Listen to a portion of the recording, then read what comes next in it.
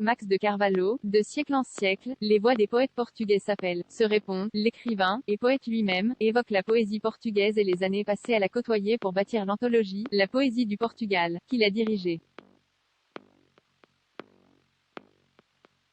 De 1200 pages à l'origine, il en reste tout de même près de 1900, plus de 1100 poèmes, dont il a traduit lui-même plus des 3/4, une entreprise solitaire et de longue haleine, presque 4 ans au total. Max de Carvalho résume l'aventure qu'a constituée pour lui la poésie du Portugal des origines au XXe siècle comme une folie douce. Pour cet écrivain et traducteur, né au Brésil en 1961, cette épopée éditoriale a longtemps ressemblé à une longue traversée, au cours de laquelle il n'a, dit-il, pas vu la terre. Pour Le Monde des livres, il revient sur la genèse de cet ouvrage, la façon dont il l'a pensé, organisé et construit. Après votre monumental Poésie du Brésil, Chandaigne, 2012, vous publiez aujourd'hui un panorama, plus volumineux encore, de la poésie du Portugal. Quelle en a été la ligne directrice? Avant tout, un souci d'unité. Loin d'être une compilation, une anthologie doit former une construction à part entière.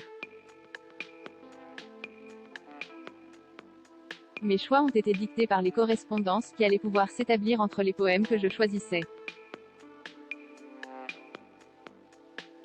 En l'occurrence, mon fil rouge est ce que j'ai appelé la matière de Portugal, matière, au sens d'un ensemble de thèmes hérités d'une tradition littéraire, comme on parle, par exemple, de matière de Bretagne, pour désigner les romans arthuriens. Il y a dans l'imaginaire portugais, c'est assez singulier, un certain nombre de thèmes, de hantises, à la fois historiques, mythologiques, poétiques, qui apparaissent selon une récurrence obsessionnelle. Le roi Sébastien, qui régna de 1557 à 1578, qui doit revenir par un matin de brume, restaurer la grandeur du Portugal et proclamer le 5e empire, prophétisé dans les Saintes Écritures, Inès de Castro, environ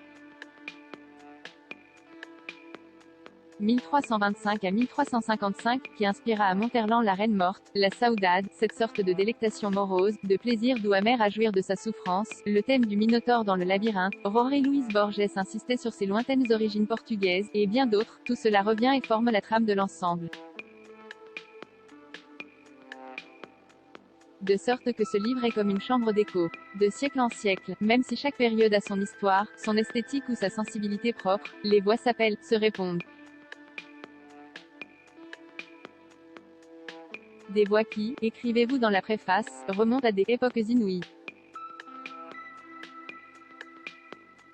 À quelles origines rattachez-vous ces 8 siècles de poésie portugaise? Avant même l'importation de la canção, la chanson d'amour des poètes provençaux, les Portugais avaient déjà inventé leur mode d'expression propre, la chanson d'amis.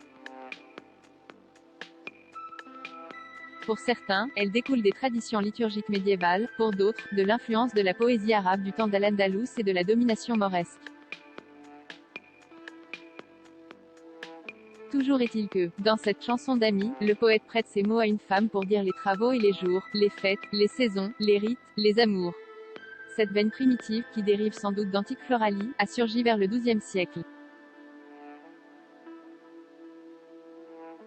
Elle est écrite en galaïco-portugais, une langue commune aux troubadours et aux jongleurs du nord du Portugal et de l'actuelle Galice espagnole. Une langue dont on a invoqué la mélodieuse douceur. 45,74%.